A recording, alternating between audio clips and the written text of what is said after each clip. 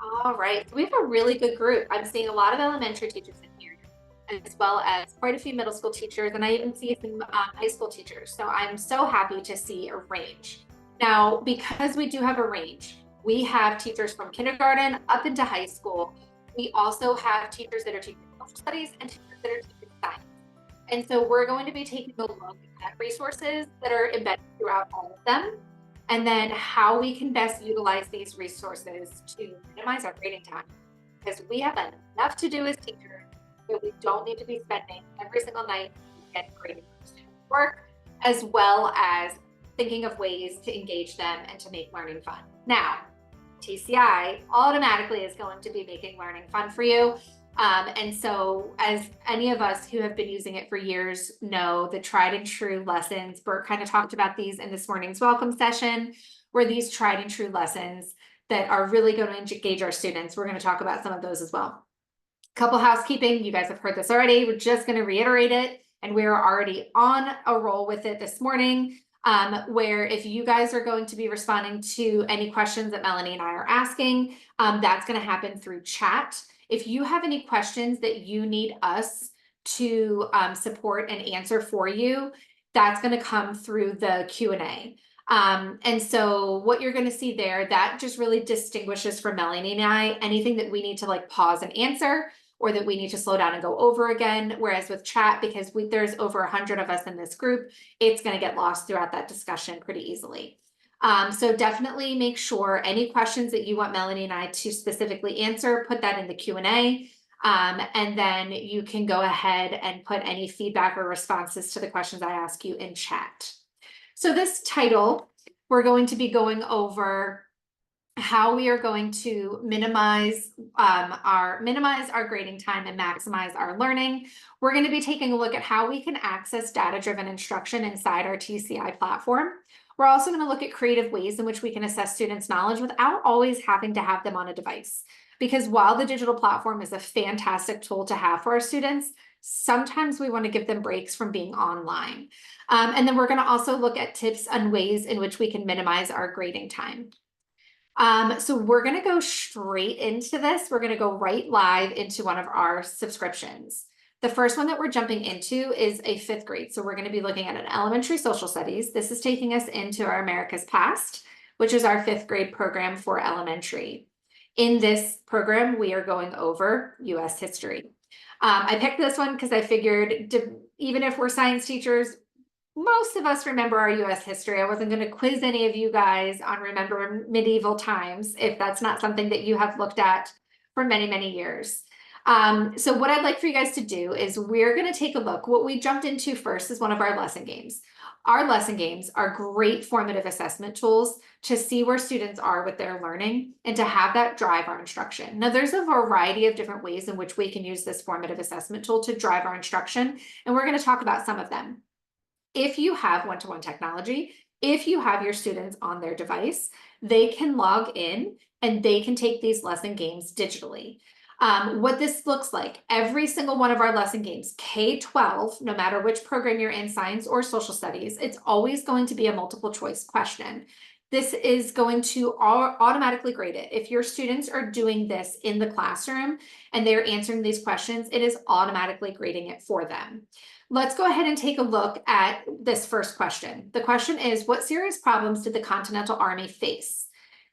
They have 2 opportunities to find success if they are doing this digitally. If your students get it correct on the first try, they earn 1 point. If your students get it correct on the second try, they earn half a point. I'm going to give you guys about 30 seconds. I want you to read through these selection options, and I want you to, in chat, let me know what you think the best choice is. A, B, C, or D. Jill says A. So what serious problems did the Continental Army face? D. Martin says D. I'm seeing lots of D's coming in. Okay, I'm going to go ahead and select D because that seems to be across the board the most common response. So D, Congress did not have enough money to supply them properly with uniforms and guns. So we're going to go ahead and check and see, did we get that correct? And we did. So we got that correct on the first try. We were able to earn 1 point. As a reminder, if your students are coming in and they're completing this digitally, let's say they get this incorrect the first try, then they are able to have a second opportunity to find success. So the second question here, we have one major advantage with the Continental Army over the British was that. What do you think your best answer selections are? Go ahead and chat. We're not going to do this for every single question. Everybody's saying A.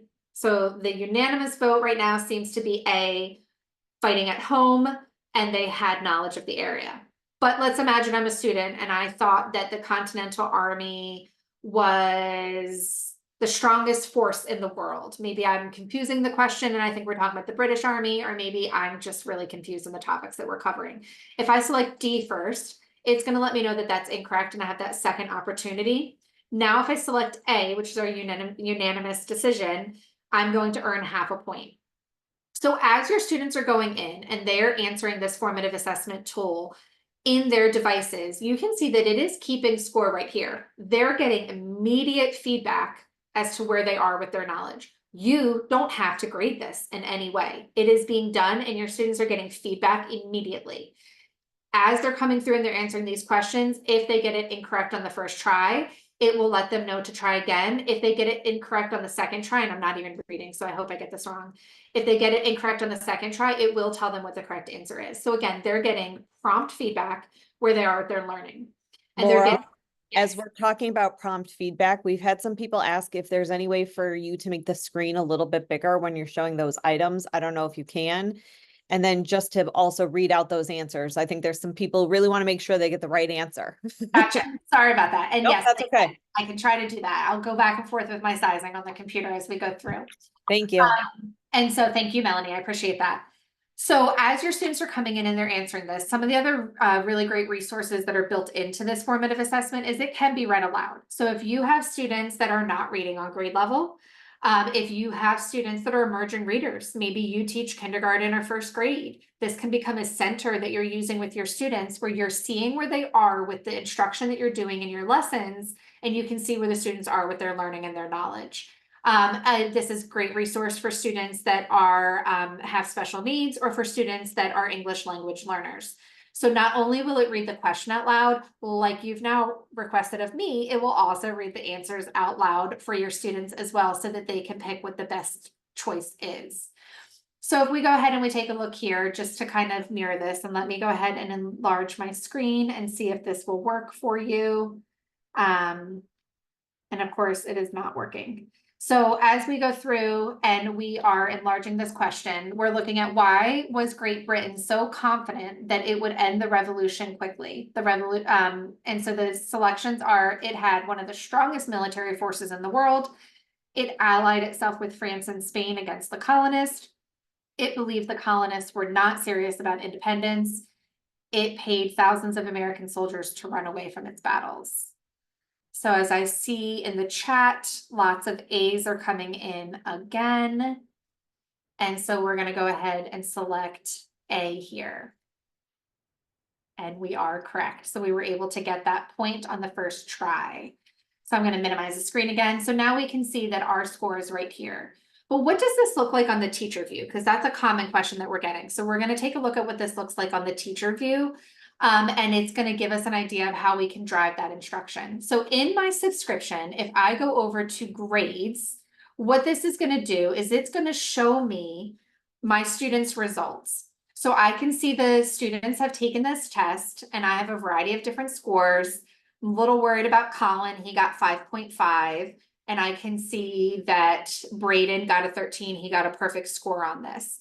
So I can drill into my individual students to see Colin, he's struggling with some answers. I want to better understand and diagnose if he's just lost and struggling all around, if he's able to find success on those second tries. So when I drill in on Colin and his name, it's going to give me the breakdown of where he found success on the first try, the second try, or if he's just still struggling and he's not able to find success on either one of these selections. The next thing that I'm going to do, and this is one of my favorite resources, is I'm going to look at the trends of my class as a whole. And I'm going to have this really drive my instruction. Now, in my classroom goal is 70% mastery. So in TCI, in settings, I've adjusted it so that it's going to show me where 70% of my students are getting this on the first try or not. And I can see if I'm mastering my instruction with my students. In order to take a look at these trends under lesson game, you'll see these 3 little dots right here. What this is going to do is it's going to allow me to view the trends of my students. If you're coming to us from Florida, this will break it down to the Florida benchmarks as well. And so it'll show you mastery of the lessons under the Florida benchmarks. But what this is doing, and again, it's showing me 70% because this is what I've personally set mine to. This is showing me any question strand where less than 70% of my students are getting this correct on the first try.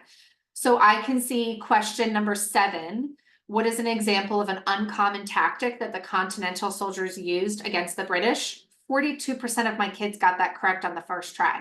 So that's telling me I need to go back in and I need to reteach this whole class with my students before we do our summative assessments.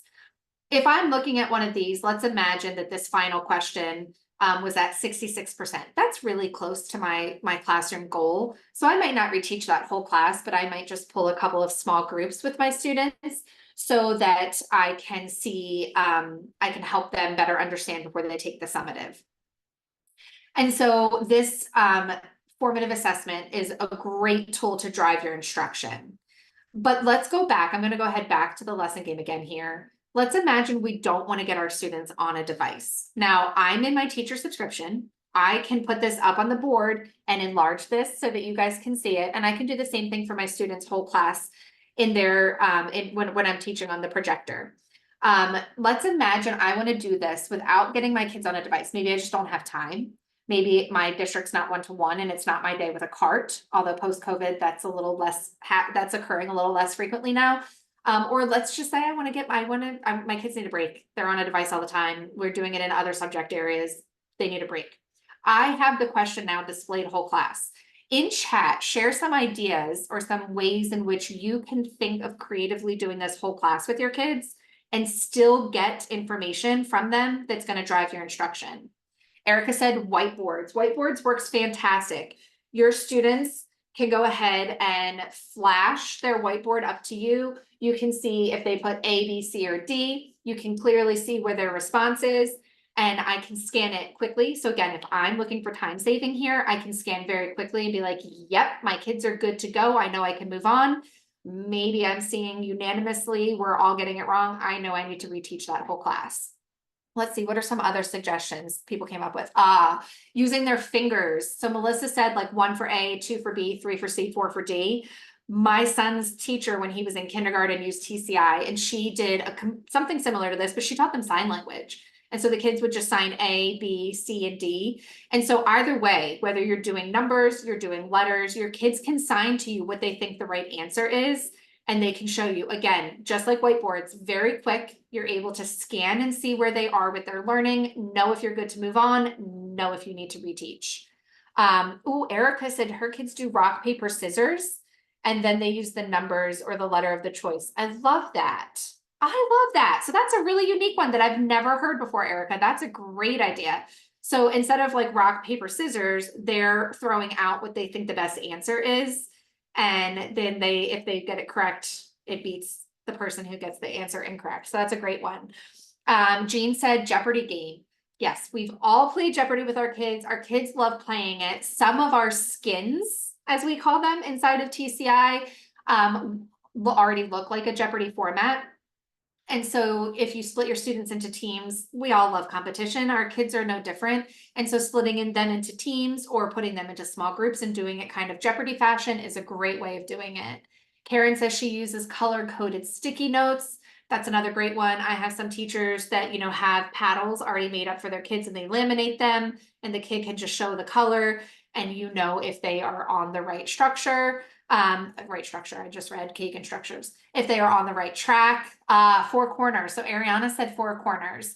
And so sometimes we just need to get our kids up and moving. And that goes for those middle school and high school kids too. They've been sitting in their desks for too long and sometimes we just need to move. Now, one of the challenges that we see sometimes with 4 corners, I used to see this with my kids, is if I have like A, B, C, and D, let's say the answer is A and most of my kids are coming up to A and then I see a straggler going over to C.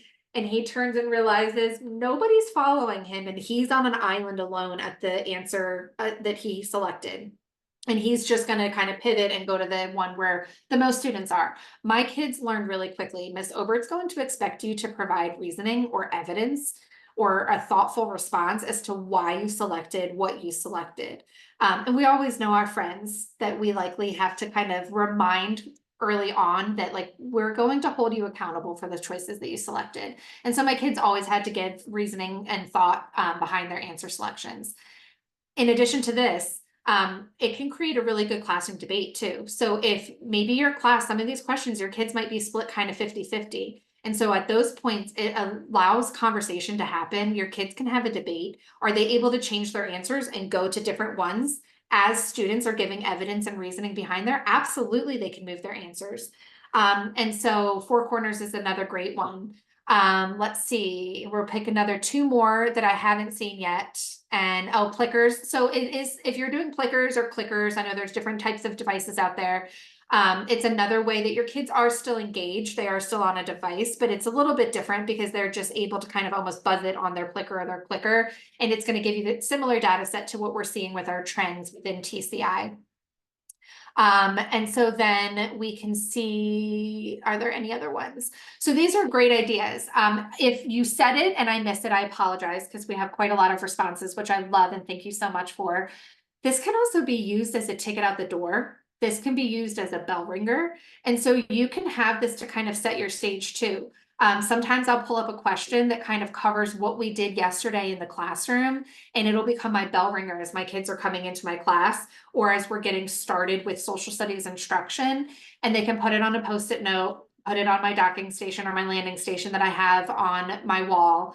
And it gives me an idea of like, yes, I know I'm good to move on, or no, they're struggling with what we covered yesterday. I need to review a little bit before we pick up. Same thing, becoming a ticket out the door. I can evaluate these in the afternoon once the kids have left and kind of know if I'm good to move on the next day or if I possibly need to go in and reteach. So while this is a digital resource, there's so many ways, and you guys had some new ones that I've never heard of. I especially love that rock, paper, scissors. There's so many ways to get our students engaged in this formative assessment, to get our students to be having fun and to still drive instruction. And guess what? We didn't have to take anything home to grade this. This was all done, whether you did it in the devices or if you're doing this whole class with your kids, you're getting those responses with your fingers and ASL, or you're getting the responses with the whiteboards or Four Corners. You're not having to take anything home to grade it, and it's still able to drive your instruction. But let's talk about what this looks like with the summative assessments as well, because with our summative assessments, you have a couple of options. Now, if your students go in and they answer these summative assessments digitally, it's going to automatically grade any multiple choice questions, any true false types questions. And so doing summative assessments online is definitely going to cut down your grading time. And so some other things that I want to talk about within the summative assessments as well, you have the flexibility. If you're not loving the digital aspect, if some of your kids don't love it, that might just not be your preference for teaching. You do have the option with the summative assessments to print them off and give them paper pencil version. If you do that, your grading time is going to increase. If your students do this digitally, like I said, it's going to cut your grading time down in half. So I can see here now I've gone into a middle school program. I'm in United States through Industrialism, which is our US history for middle school.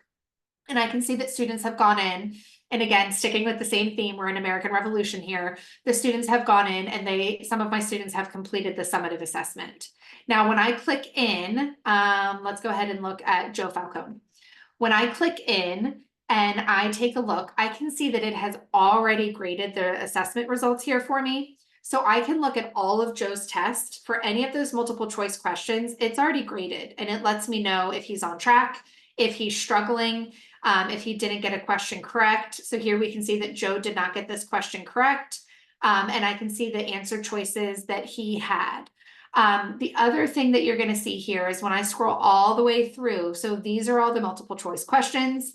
And when I get down to the bottom here, I'm going to see the open responses. Open response prompts start at question 17.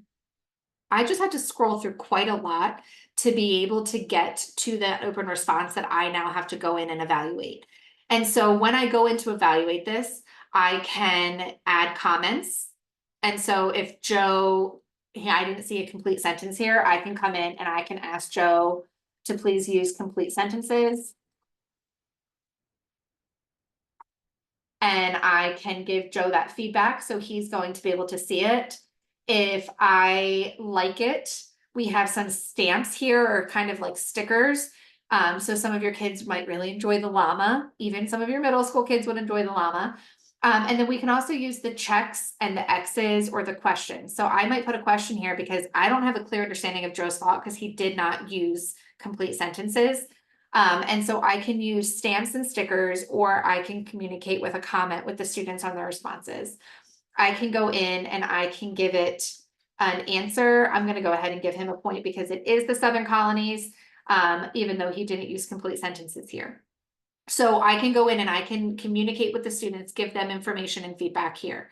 But again, I had to scroll through 16 questions to be able to get to this one question that I actually had to evaluate, because TCI already took care of it and they already completed the multiple choice for me. So what you can do to minimize your grading time with that is up here at the top. I'm in the correct classroom. I'm looking at the assessment for the United States through industrialism, but I'm viewing it by student. So that allowed me to look at all of Joe's responses. But if I just want to go in and evaluate question 17, I can now come up here and I can view it by question. What that's going to allow me to do is I now can see which question. So this one's in question 1 up here. So I'm going to go ahead and scroll down to question 17 because that's our first open response prompt. And so when I click on question 17, it's now going to show me all of my students' responses for question 17. And I can see any feedback I've already given them, like I gave Joe here. And I can come in and I can evaluate and I can grade. So this is going to cut your grading time down quite a lot if you're viewing by question, so that you are then going in and I can say that this was a 1, Levin told me that he just selected A for every answer. So Levin does not get a good score for that. And he is not getting a point. I can see that Tripp used Southern Colonies with punctuation. So Tripp is definitely getting a point for that. And I can see that Peyton and Jacob have not answered this question. And so it's really going to cut down that grading process and that grading time for you by viewing it by question. The other Laura? thing, yes. Could I just stop you right there? We have a question, which is a great one, which is asking, is there automatic feedback? So you don't have to retype the same type of feedback. If the feedback was something that was consistently coming up, or is that just something you're gonna have to copy and paste in a notepad and then put it into the feedback? That is a great question, Monica. Right now, it's not something that you can just click and have an automatic feedback button option. So at this moment, you would have to copy and paste. However, that's a great feedback to give to us. And so if you're not familiar with this, I'm going to go ahead over here into the America's Past one. Up here on the top of your toolbar for any program that you're using for us, K-12, Science and Social Studies, where you see this question mark, the drop down up here gives you a feedback option. If you go into this feedback and you share any request, any information you want TCI to know. So Monica, if that's something that would really even further limit your grading time, definitely come in and share that with TCI. This feedback tool here is what drives any improvements, any new resources that TCI is developing and creating. One of the great things that I love about this program is no matter when you adopt it, you're not just getting like a stagnant program that's not getting improved over time. If you adopt it in, let's say, 2022, any new resources that we've added in since 2022, which there are quite a lot, you get those as those new resources are created and added in. And so that's driven by you guys telling us what you need.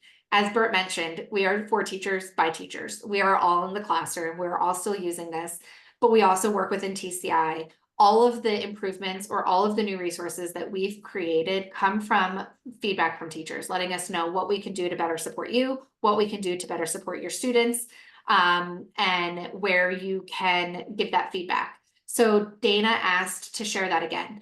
At the top toolbar of any of your platforms, whichever platform you're in, right next to where you see your name with this like drop down caret, you'll see a question mark. This question mark houses a couple of things. yes, this is where you can get help and feedback.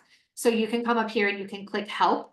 If you click help, and we'll just go through and kind of pivot and talk about this for a second. If you click our help desk, it's going to take you to like any frequently asked questions, or commonly asked questions. And so if the question that you need help with or assistance with is in here, you can go ahead and click right into any of these boxes. You also can search. So let's say you're wanting help with Google integration. I can type Google in the search bar here. And what it's going to do is it's going to filter any of our articles, any of our support tabs with setting up Google single sign-on, with troubleshooting Google single sign-on. Anything that might come up with any Google support that we've created is going to come up here, and you can then open it and get the step-by-step support that you need for Google setting up Google single sign-on.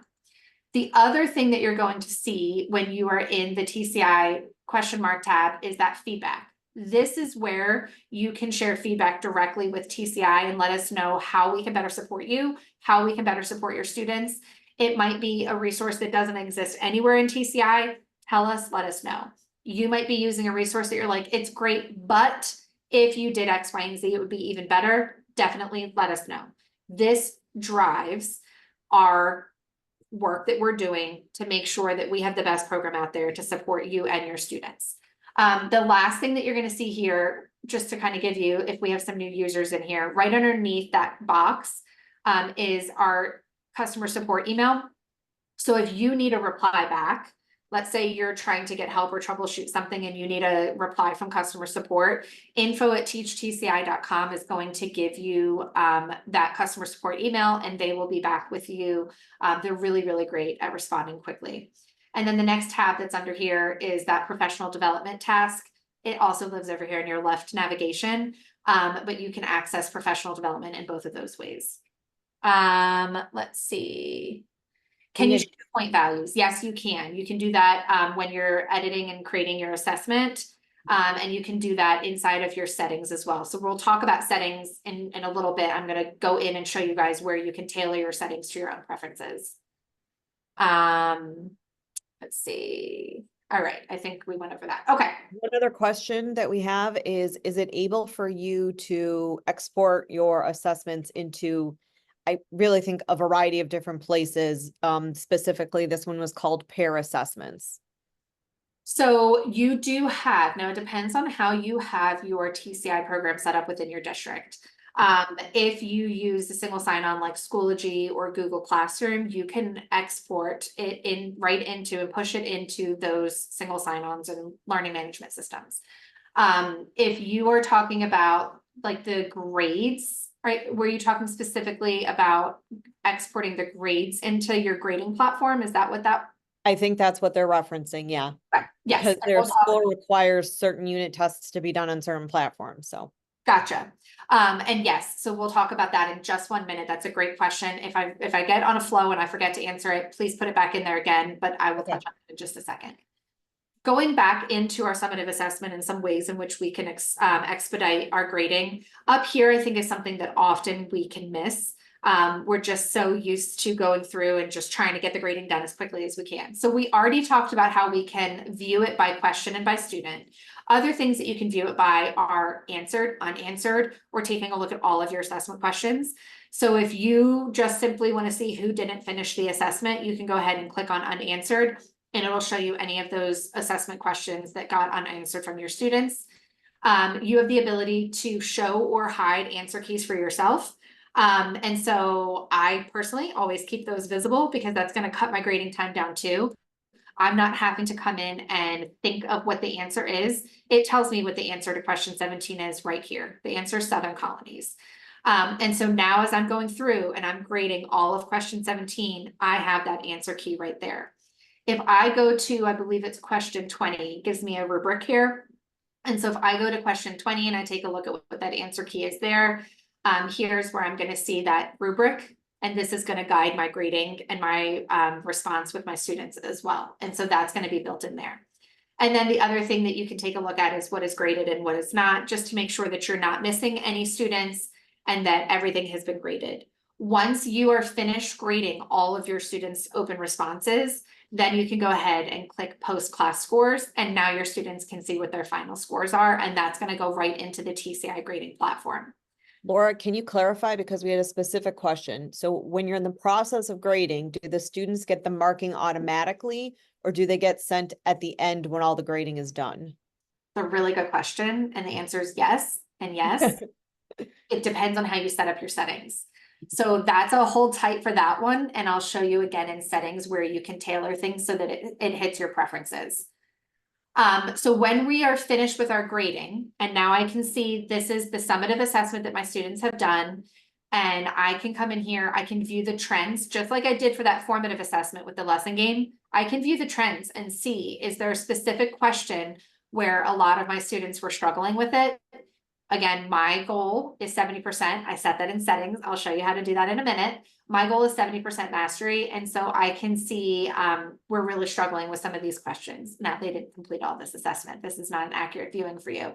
But just to kind of give you an overview that you can go in and look at those trends with your classrooms. The other thing that you can do in the grading when you're looking in here is you can post all of the scores and pin it. So just like we if you missed doing it in that grading component, you can post the scores here, and then you can export it to a CSV file. Now, talking about grading systems, some, very few, grading systems allow TCI to push in. The reason why we aren't able to push into all of the grading platforms that you guys might be using is because, and it's completely understandable, grading platforms are very protective of student data. While we are not trying to obtain anything from the student's data, we're just trying to push into it. A lot of grading platforms have a really clear lockdown so that it really limits that communication either way, so that student data is not released. Your workaround for that currently is you can export a CSV file. This is basically going to download like an Excel spreadsheet that you can then upload into whatever grading program you use. And it's going to then upload all of your student scores once you've posted those final scores into Aries or whatever other grading program it is that you might be using. Some of them will allow a grade pushback. So let's say you use Google Classroom, and Google Classroom talks with Aries that you use. This is all hypothetical. I don't actually know if they do, but let's imagine that it does. Let's imagine that Aries is like, okay, Google's really reputable. It's a big program. We're going to let them in. Then you could do a grade pushback. So then you could push your scores from TCI into Google Classroom, and you could push your scores from Google Classroom into Aries. If your grading system and your learning management system doesn't allow that two-way connection, then your best bet is to go ahead and export a CSV file, upload that into your grading system. That way you're not having to transfer by hand all the grades over from TCI into your grading platform. Great question. So Erica asked if we can edit the assessments. That's a question that possibly a lot of you have had or might have. If you're new to TCI or you haven't used it, or maybe this is your second year and you just didn't play around too much that first year while you're getting used to a new program, these assessments are all editable. Everything in TCI is customizable and editable for you for the most part. And so when you come in here and you take a look at our assessments on the left navigation, you'll see that TCI has created a summative assessment. This is the same K-12 science and social studies. If you're looking at it in the social studies, it's going to be on the standards that you're covering throughout that lesson of instruction. If you're looking at the summative assessments for science, it's going to be a 3D assessment. So it's going to hit on those science and engineering practices, cross-cutting concepts, disciplinary core ideas, and it's going to hit on your performance expectations that you're assessing the students with. This is what our developers came up with. This is what they said, okay, this hits on everything that we've done within our hands-on activity or our hands-on investigation. This is hit on what we've covered in the book, and we're hitting on those standards or those performance expectations. If you like it, if you think it's exactly what your kids need and you don't want to edit that at all, you can then come over here and make a copy. You can preview the assessment to make sure that it does hit on all the things you want it to. You can assign this digitally to your kids so that it does take care of that grading for them. And then you can also come in here, you can print off your own answer key and save this to Drive as well. Let's imagine we want to customize and edit our assessments. If I want to customize the one that TCI has already started, I don't want to build it from scratch. I want to just tailor it to my needs and my students' needs, I'm gonna first come into this TCI one. I'm going to make a copy and I have to give it a name. And so once I give it a name, it's going to download all of those questions that our developers have created, as well as anything from the TCI question banks. So now I can come through, I can see any of the assessments. And the other thing to kind of talk about this, there's not a limit to how many customized assessments you create. So if you're teaching, let's say 6 periods, and you have to have differentiated assessments for various kids at various periods, there's not a limit to how many assessments you have developed. So I scrolled down, I can see Summit, and now where I see this little paper pencil icon, this is where I can drill in and I can edit and tailor it myself. And so when I come in here, this is going to open up the assessment and it's going to now allow me to come in, see what our developers have created, give me access to those question banks, and I can tailor it. Let me decrease my screen a little bit so this is fitting on one page. Can you guys see that well enough when I made it fit on one page, or is it better having it slightly larger? Just let me know in chat, Erica, or okay, that's good. Okay, now I can see these are the questions our developers have created. If I don't like a question, I can get rid of it. I can throw it out. It doesn't have to live there. If I'm going in, I just know from years of using TCI, when I see the 3 lines, that I know is the icon for that's going to be a multiple choice assessment. Let's say I have a student with a 504 or an IEP, and maybe they need to have 2 distractors eliminated. I know I'm going to come in here and I'm going to eliminate 2 distractors. Don't eliminate the one that's the correct answer, but I'm going to eliminate 2 distractors so that I can create this differentiated version assessment for my students. The other thing I can do is any question, I can come in. If I don't like the verbiage, I can change the verbiage so that it's better how I would communicate with my students, or using local points, whatever it might be. You can go in and you can adjust the questions as well. You'll see that it's available English and Spanish. And so you can go in, if you are a dual immersion teacher, a dual language teacher, you can create completely Spanish versions assessments as well. If you want to add a stimuli in there and it doesn't already exist, or you want to change the image of the stimuli, you can go ahead and you can add a gift, or you can edit and change the image. You have complete control over everything within this assessment. And so if I've gone through and I've built it exactly how I needed to, I've tweaked it, I've customized the ones that already existed, and I'm happy with that. The next area that you're going to go to over here is insert question. This is going to take you to our question bank.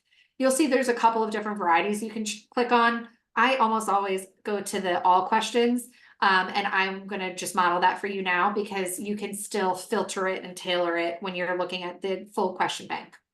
Laura, while you filter, I Yes. just want to let you know you have about 10 minutes. Thank you. Then we have a few questions. Can you shuffle A, B, C, D choices for students? And can you limit the amount of time that a student has for an assessment?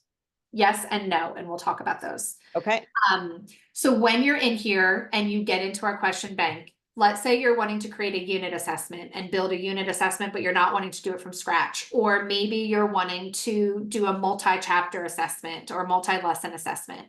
You can come over here, and on the left, you can go ahead and I can view right now, all of these questions are coming from lesson 9, the American Revolution.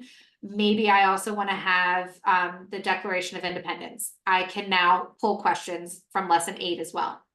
The next thing that you're going to look at for the filters over here is you're going to look at who created it. So if you only are like, I just want questions that the TCI developers created, you can go ahead and click this and it's only going to show you questions from our developers. If you are wanting to see questions possibly that other teachers across the nation have used, you can keep that clicked on. You can also filter it by your district. So you guys can share questions just within inside your district. If there's common questions that you guys need to assess, that's an option as well. Or maybe you're like, I just want to pull questions I've created from the past and add them into my assessment. The other thing you can filter by is response types. So if you're feeling like maybe there's just too many multiple choice questions and I want to pull some other drag and drops or open response prompts and add them in there, you can filter by response type. You can filter by category. So right now we're only looking at summative assessments. You can also look at pre and post. And then you also can filter by the source. Right now it's just the assessments. I can also pull from notebook questions and add those in, and I can pull those lesson review games. So remember, we looked at that formative assessment tool, and let's say it was question 5 where like 33% of my kids got it correct. I retaught that whole class. I might want to pull that back in summatively and assess my kids again after I've retaught that. So I can pull questions from there. And I can also pull it from the DOK level. And so if I want a higher order thinking and I want to put like more 3 or 4 level questions in there, I can go ahead and do that as well. Anything that you pull in, no matter if it was created by another teacher, you can edit it. It's all customizable. Once you have, we'll just go ahead and add this one to the test so I get out of this page. Once you've added any questions into your assessment that you wanted to, the next area that you're going to go to is you have the opportunity to make your own questions. And what we're going to do is to support you and make that easier, we give you the template to create different response types. And so down here, if you're wanting to create a multiple choice question, we're going to give you the template to be able to come in here and create that multiple choice question. If you're wanting to create an open response or a drawing or a table, we give you those templates so that you can come in here. Again, you can do it in English and Spanish. You can add any stimuli in. If you think your question is dynamic and everybody deserves to be in your brain, you can share that out. When you share it, you have an option to share it with all of TCI land, or you can share it with just within your district. It is anonymous. It does not say your name, so nobody knows if it's you. Down here under manage is where it's going to answer that question. Under manage, you can print off for your own purposes, paper, pencil assessments, and answer keys. You can give paper, pencil assessments to your students. I can share the entire test. So if we're wanting to do common assessments across 4th grade in our district, I can share this out so that we're all 4th grade teachers in my district are given the same exact assessment. I can assign it digitally from here, and I can randomize it. So that question where you were asking, like, can we scramble it so that my students sitting side by side are not seeing the same choices? Yes, you can come in here and you can randomize it. What was that second question that I said no to? Melanie, do you remember? Yes, that question was, can you limit the access of the assessments to students? So I think they're talking about the time. Can you tell them when to do it, kind of a thing? Yes, you can. And that would be under the assignments. So if you're giving it digitally to your kids, obviously if you're giving paper pencil, you limit the time in the classroom. When you're assigning anything to your students, you have the option over here of when it's going to be available by and when it needs to be turned in by. So especially middle school and high school teachers, I would not ever make your assessments available immediately, because some of your friends are going to realize really quickly, like, oh, Mr. Ross just posted this on Sunday while he's developing it, and now I can see all the question choices. So I would then go in, and I just did that while I was talking and I didn't point it out. Let me go back again. So when you're assigning it, I would schedule it for later. When you click on schedule for later, this is going to allow when you're going to open it and close it. So if I'm in period 3 and that starts at 12:30, and I know period 3 ends, we're going to make it for today, and I know period 3 ends at 1 o'clock, then I'm going to come in here and I can close it off at 1 o'clock so that students can't get into it again when they're in lunch or they're in another period. It closes that down. So that's where you're going to be able to do that. You also can enforce the due date. That way students can't go back in and do it at a later time too. Any other questions? All right, because we're running low on time, Melanie, am I at 5 minutes or less? 4, but you're doing great. All right, so I'm gonna talk quickly. Settings on your left navigation. I'm gonna go through this really quickly. There's 3 areas you're gonna want to take a look at in settings to tailor this, and it's gonna answer some of those questions we asked earlier. The first one is grades. So this is what we're talking about here today. This is where I've set mine to 70% because that's my own personal goal, is I want 70% mastery. You can also come in here and you can adjust it by section or lesson. You can also come in here and you can tailor it by grading the section and the lesson as well. So grades is one area to go through and explore and see where you might want to set your preferences. The next area is student access. You might not want your kids to be able to take a lesson game on the first day of school because they're going to take 15 of them and you haven't taught it yet. And it's a pain for you to go back through and reset that. If you want to lock things down, you can do that under student access. So here, anything that's checked off, your kids have access to. If I uncheck lesson games, what that's going to do, they can't see it. They can't access it unless I assign it to them when I'm ready for them to do it. So you can do that for any of the different opportunities here under student access. And then the last thing that you're going to want to take a look at is student features. And I know Melanie was answering questions as we were going. One of the questions was about Spanish. Everything can be translated into Spanish that we've taken a look at today, plus more. If you have students in your class that do not need Spanish translation and they think it's funny to translate it to Spanish, you can turn that off for your students for the whole class, or you can edit it by individual student too. So 3 things again to take a look at that in your own time under settings, you're going to want to look at student features, grades, student access. Those are the 3 things that you can tailor to your preferences. As we are winding up with our time together today, I just want to be able to go through a couple of other things. People have talked to you about this in other sessions. Just remember, we are here to support you. The in-app professional development is phenomenal, and it'll walk you through everything. And there are so many options, so definitely take a look at those. And then we've talked to you in the prior lessons too about becoming a TCI coach. If that's something that you think you would excel at and that would be really great for you to help on new teachers that are new to TCI, or to help encourage and engage in teachers that have been using it for a little while, definitely take a look at becoming a TCI coaching program. Again, you can win a $50 gift card to Amazon if you go to our and you share about your experience at Summit today. So you can go ahead and you can do that by using hashtag TCI Summit 24. 3 of you will win a Amazon gift card, and it'll be decided in the beginning of August. So perfect for back to school to help support you with anything that you might need to buy for the classroom so that you're not spending your own money as much. The last thing that I want to go through here, because I know I'm running out of time and I want to be mindful of your time. This is the next topics that are coming in for period 3. So definitely take a look and see if there are any specific topics that you want to look at for period 3, so you know where you're going to be heading to next. To get to your next sections, you're going to go back to the TCI lobby, and from there you'll be able to enter into period 3. That is starting at 11:10 Pacific. If you are Eastern like me, that will be starting at 2:15 or 2:10, sorry, 2:10. And if you're Central, that'll be starting at 12:10 for you. Thank you guys so much. I hope you have a great summit and a fantastic school year. Melanie's going to stay on to assist anybody that might need assistance getting back to the lobby. I'm going to go ahead and jump into the next session and get that set up. Bye guys. Have a great day. Thank you. Bye. Thank you, Laura.